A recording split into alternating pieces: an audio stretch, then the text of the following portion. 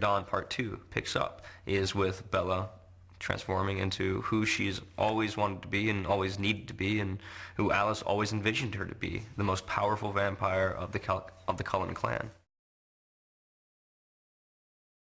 Newborns are something that Jasper's dealt with a lot, as we've seen from Eclipse, and Bella has far exceeded any expectation that he or Alice have ever had as to how she would adapt to becoming a newborn, and how her powers would evolve, and how strong she could become, and what an incredible ally she is to the Cullens.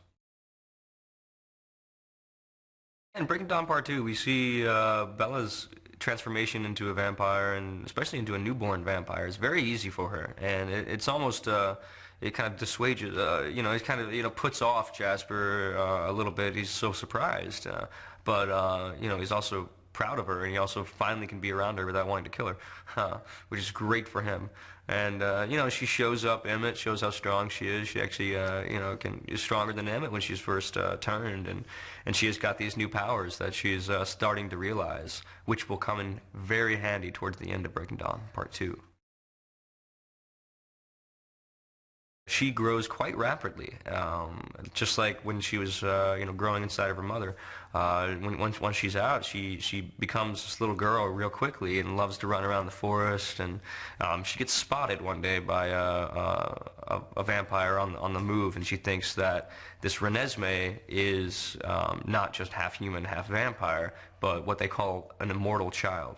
And an immortal child is a child that has been turned into a vampire, which is supposed to be illegal throughout the Volturi world and throughout the vampire universe, because it's immoral to turn a child into a vampire, and it can cause all kinds of havoc. So Renesmee is mistaken for an immortal child, and suddenly the Volturi are pulled in to investigate.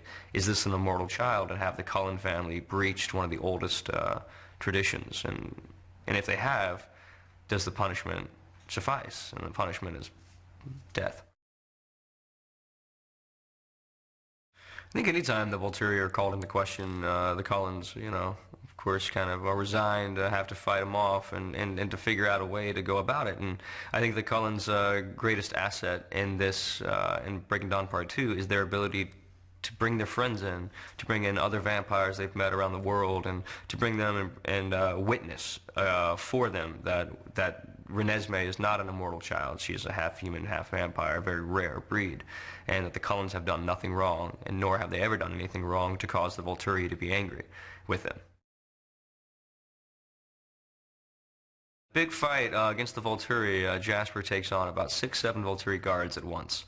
So we get to see him kind of pull out all the stops, and there's some really pretty insanely aggressive moves that he gets to pull.